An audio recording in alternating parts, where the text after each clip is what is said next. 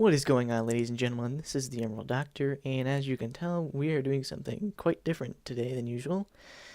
We're actually starting a new series, and this new series is going to be called, as you can see in the title, Redstone for Complete Beginners.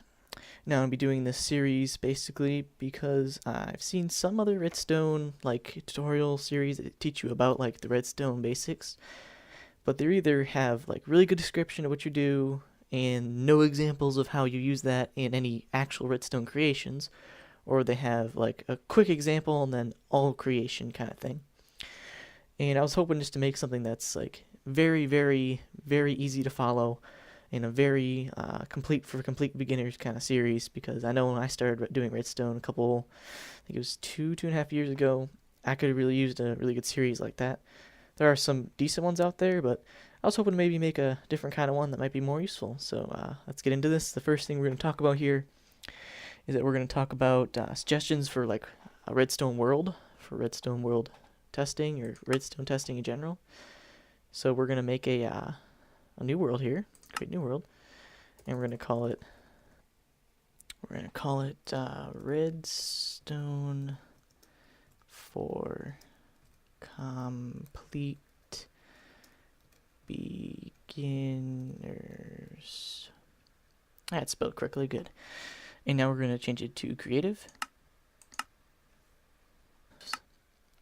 And we're going to go to off, world allow cheats on. That's a good idea to have, especially for Redstone worlds. Don't need the bonus chests.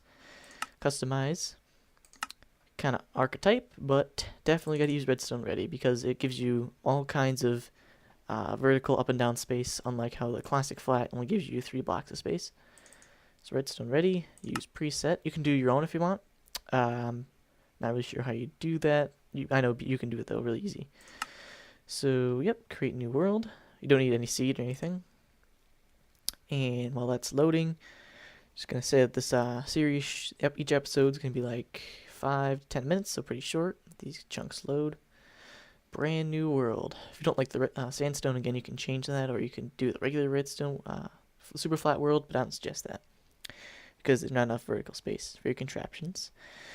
Alright, the next thing we're going to talk about is, the name of this episode is going to be, take inventory. What is this crazy redstone stuff? Let's grab a piece. This is redstone.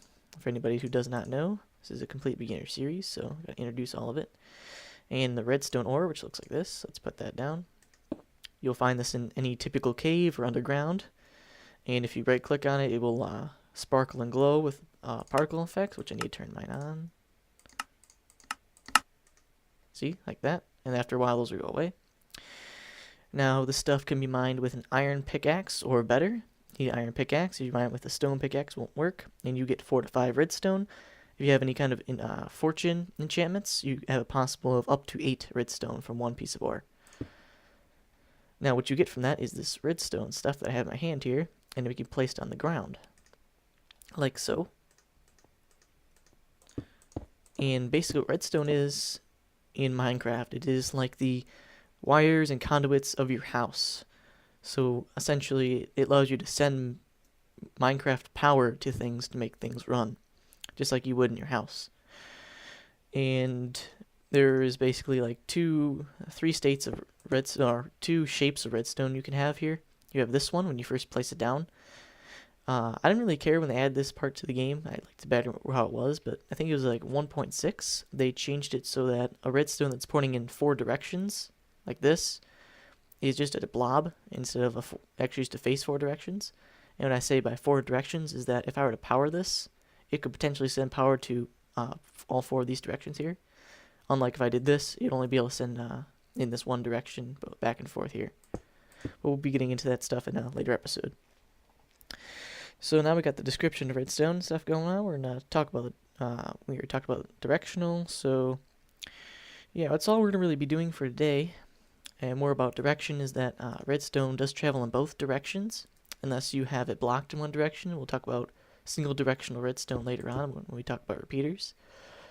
But yeah, so thank you everyone for watching, and I hope you stick on for the rest of the series. It's going to be a decently long series, I think. I don't know how long it's going to be specifically, but it's going to be pretty good, long, hopefully.